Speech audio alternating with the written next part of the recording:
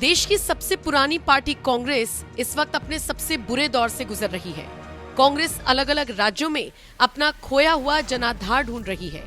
तमाम ऐसे कांग्रेस के नेता हैं जो पार्टी का दामन सिर्फ ये कहकर छोड़कर जा चुके हैं कि पार्टी में उनकी सुनवाई नहीं होती, कोई उनकी सुनता नहीं है, उनकी बात का महत्व नहीं है। आपको याद होगा अभी कुछ वक्त पहले कांग्रेस के वरिष्ठ नेता शशि थरूर को लेकर भी इसी तरह की खबरें सामने आई थी, जिसमें कहा गया कि उन्होंने भरी मीटिंग में राहुल गांधी से सवाल पूछा था कि मेरी भूमिका क्या है, कांग्रेस में मेरी जिम्मेदारी क्या है, कृपया उसका बखान किया जाए। जिसके बाद सूत्रों के हवाले से खबर मिली कि शशि थरूर के सवाल का जवाब दिए बिना राहुल गांधी उस मीटिंग को बीच में छोड़कर चले गए थे। शशि थरूर ही नहीं, तमाम ऐसे नेता हैं जो कांग्रेस छोड़ चुके हैं और कांग्रेस छोड़ने के बाद उन्होंने राहुल गांधी से लेकर सोनिया गांधी तक पर बड़े बड़े खुलासे किए हैं।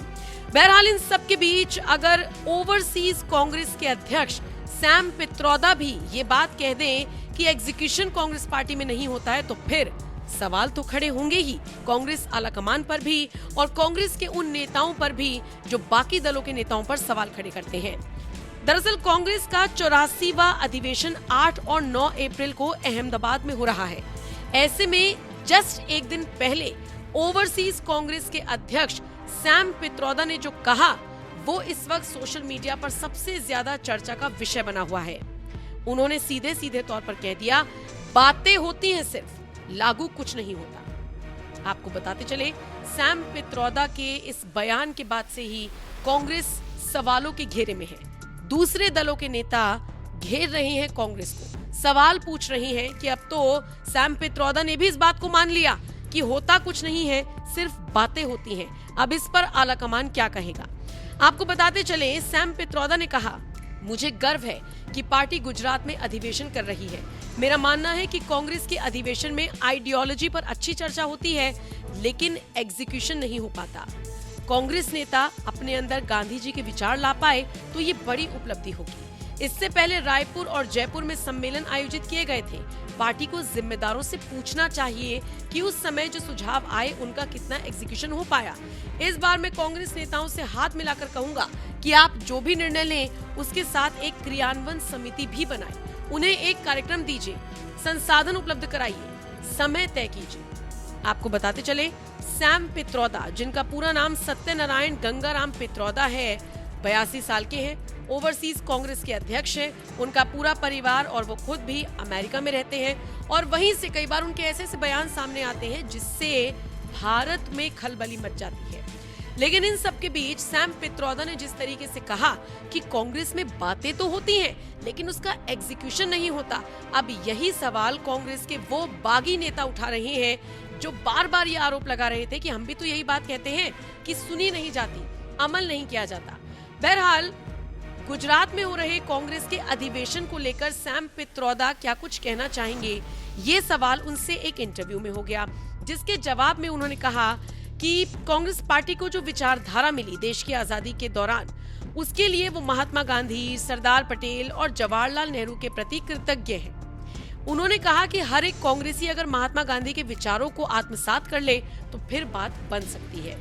इसके बाद वो सारी चीजें बताते हुए नजर आए। उन्होंने कहा कि मुझे गर्व है कि कांग्रेस पार्टी ने अपना अगला अधिवेशन गुजरात में आयोजित किया है, लेकिन फिर भी गांधी जी की इस वक्त बहुत ज्यादा आवश्यकता है और मुझे उम्मीद है कि ये सत्र गांधी जी की जीवन शैली और गांधी जी के विचारों पर केंद्रित होगा और मैं सभी कांग्रेस जनों से आग्रह करता हूं कि वो अपने दिल में झांकें और सोचें कि वो किस तरह के गांधी का अनुसरण करना चाहते हैं। यदि कांग्रेस के सदस्य अपने भीतर, अपने दोस्तों और अपने परिवार के लोगों के भीतर गांधी जी को वापस ला सकें तो ये एक बड़ी उपलब्धि होगी।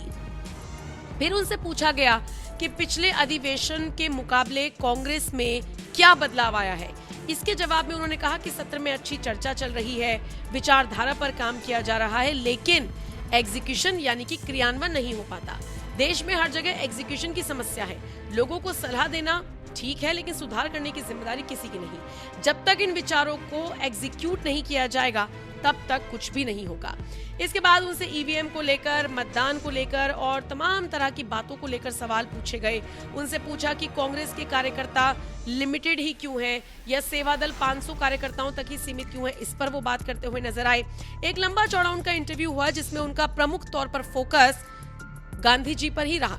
लेकिन इन सब के बीच दूसरे दलों को मौका मिल गया है कांग्रेस के ऊपर सवाल खड़े करने का। और सवाल ये कि अगर सैम पित्रोदा जैसा नेता ये बात कहता है कि कांग्रेस में चर्चा तो होती है लेकिन एग्जीक्यूशन नहीं हो पाता, तो फिर इसका जिम्मेदार कौन है?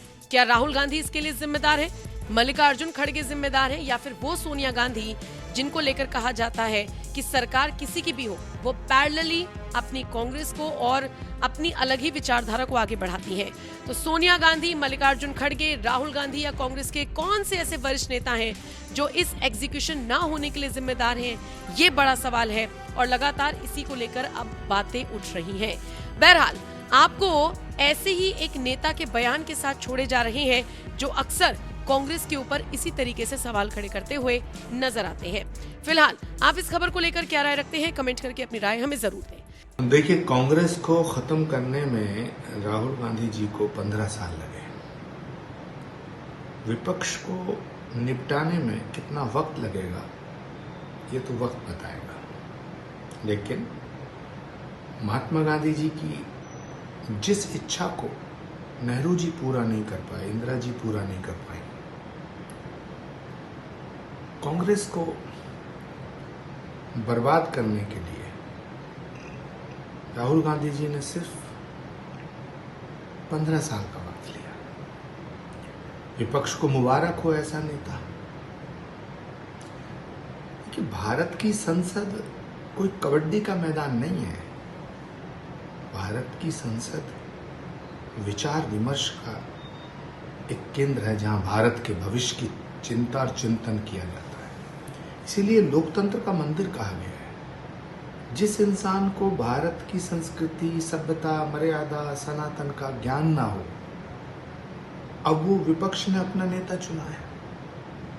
तो मुझे लगता है कि जो हालत कांग्रेस की हुई है वही हालत, वो दुर्दशा विपक्ष की होना सुनिश्चित है। राहुल गांधी जिस गैंग के नेता हैं वहां यही होगा, ऐसे ही फैसले होंगे।